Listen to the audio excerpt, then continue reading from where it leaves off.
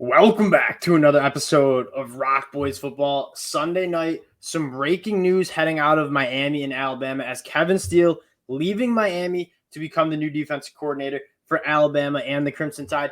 And Nick Saban, I trust for the most part. I think the hires have been a little weird, like Tommy Rees from Notre Dame, Kevin Steele from Miami.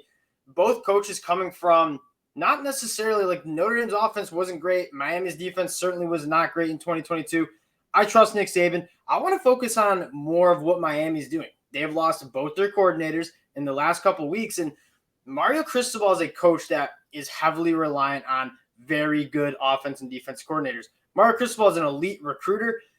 The question is with Mario Cristobal is the in-game coaching. So we're going to talk a little bit about potential replacements for Kevin Steele. Before we do, I just want to say thank you to you guys. Hurricane fans who are listening, we'd love to hear what you guys are thinking. We'll give you guys some of our takes, but would love to hear what the Miami fans have to say about Kevin Steele leaving, and then potentially where are we going with this defensive coordinator spot. So again, if you do enjoy the content, consider subscribing to the channel, get active in the comments. We appreciate all the support you guys have shown. Dill, I'm going to kick this one off to you. Initial takes on this situation, and maybe we'll get to potential replacements for Kevin Steele at Miami. Yeah, I mean, what's interesting is it's not like neither coordinator did a particularly good job. I mean, you look on the field, both units underperformed.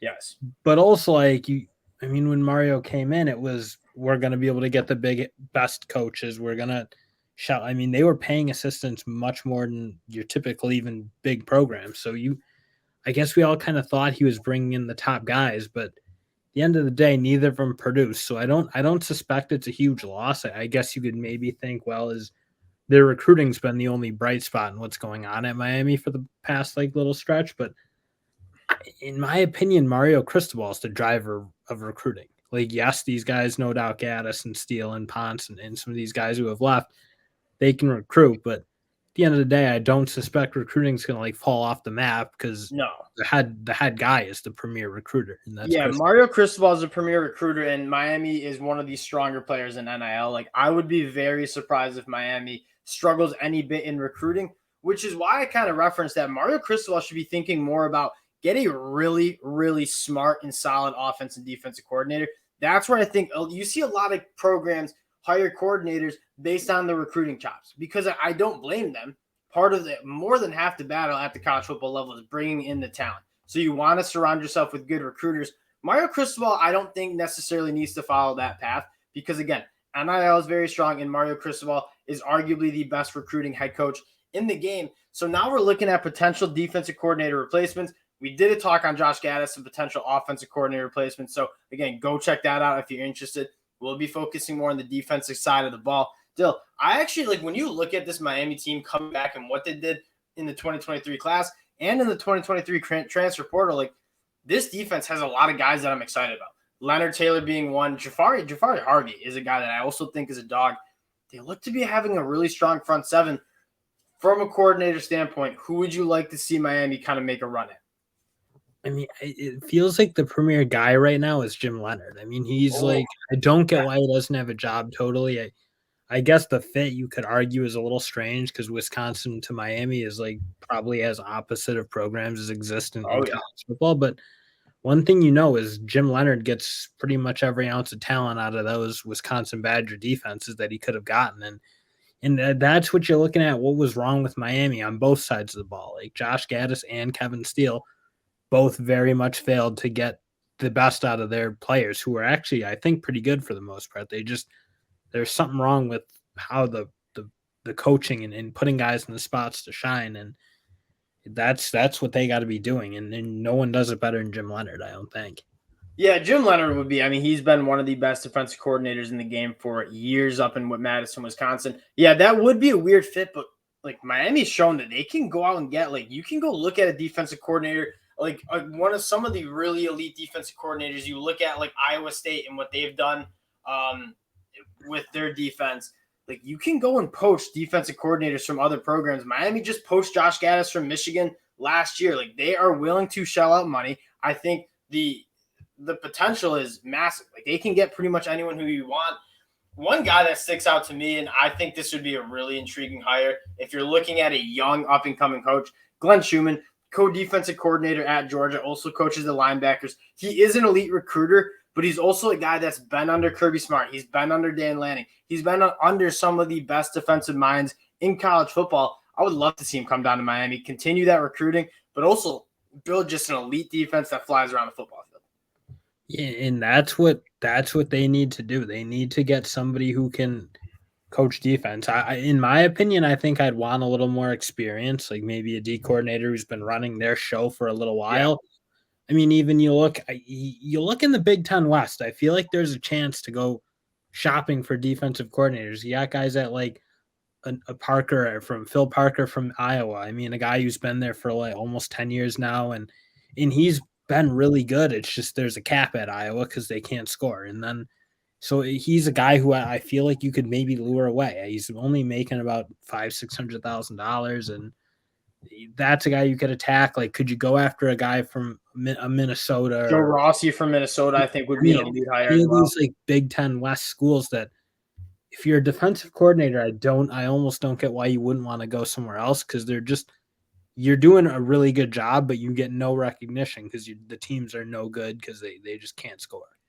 Yeah, and I think you make a really good point. You look at all the really solid defenses in the Big Ten West, and those are programs that aren't necessarily paying their defensive coordinators a lot. And if you can't recruit, and there's like caps on those programs where it's like, man, South Florida, Miami is a decent offer to those type of guys. But what they have proven is that they can maximize the talent on those defenses, and those defenses play really good football. Yeah, and I'm kind of with you. Like, Glenn Schumann, as like flashy and fun as that would be, he's 32 years old, hasn't even really run a full defense on his own. Like, he's a co-defensive coordinator with Will Muschamp. I'd be really surprised if Will Muschamp and Kirby Smart aren't like kind of making that defense what it is a little bit more than Glenn Schumann. Taking a look at some other options that I was thinking about. I mean, Geoff Collins just gets fired from Georgia Tech. I think you could potentially make a run at him. He kind of made his chops on the defensive side of the football. And again, he's a guy with a lot of experience who's good at what he does, and that's what you need. I don't care about the recruiting, and he struggled recruiting at Georgia Tech. I want a guy who's done it for a while, who's very experienced, and he's a very good play caller. And one other guy that kind of makes me think is Charlie Strong's on staff at Miami. As a 62-year-old, he's been a head coach. He's been a defensive coordinator. I don't know if you necessarily are itching to promote from within from a Miami defense that really wasn't that great last year. But Charlie Strong, if you're looking for a candidate in-house, probably your best bet. I mean, he killed it back in the day as a D coordinator.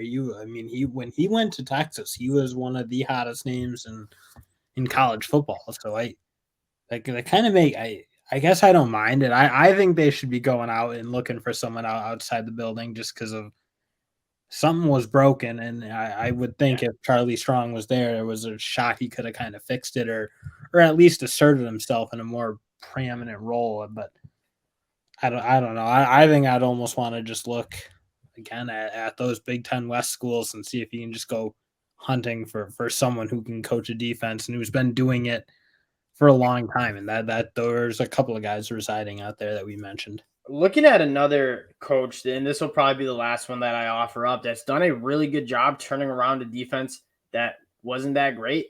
Ole Miss, Chris Patridge, coming over. Like, that Ole Miss defense historically has not been that good, and that's a really hard job to put up good defensive stats on when Ole Miss runs a million plays per game. I think he did a really good job. Lost his job, obviously, when they brought in Pete Golding.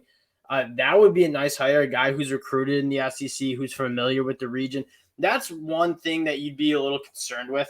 Like, those defensive coordinators from the Big Ten West. And I know we said we're not too worried about recruiting, but pulling a guy like Joe Rossi, who's recruited up from Minnesota for years, now he's trying to recruit the SEC like area in South Florida. I could see maybe a little bit of a struggle there.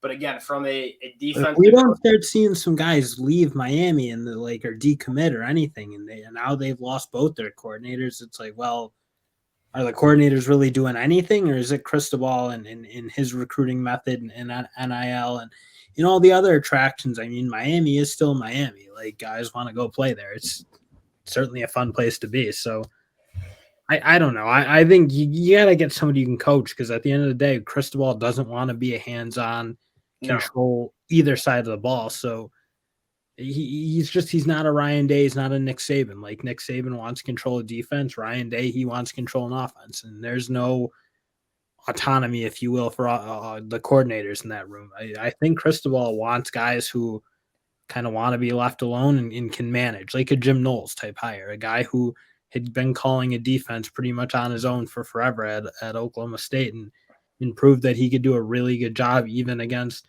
teams that had a little more firepower because they could recruit better. Yeah, and I think to sum it up, and we'll be like kind of monitoring where they go, who they start interviewing. But to kind of sum it up, I don't think this is like a massive loss for Miami. Like you look at how talented that team was and how much they underperformed on both sides of the ball. Like Josh Gaddis, they straight up fired, said, hey, you were not good enough. And they actually bought out a lot of money in his contract. And then Kevin Steele, like you lose him to Alabama, but like Miami fans, are you that upset that Kevin Steele is no longer coaching the defense? Either, yeah. Because it really wasn't it. And again, interested to hear what the Miami fans have to say with this because there's a lot of different ways they could go, and Miami's showed that they're willing to dish out a lot of money to lure guys, probably like lateral moves. Like you can get defensive coordinators to come back and coach the defense at Miami. Interested to hear what they say. Guys, give us your coaching candidates down in the comment section. Again, we appreciate the support you guys have shown. If you do enjoy the content, consider subscribing to the channel.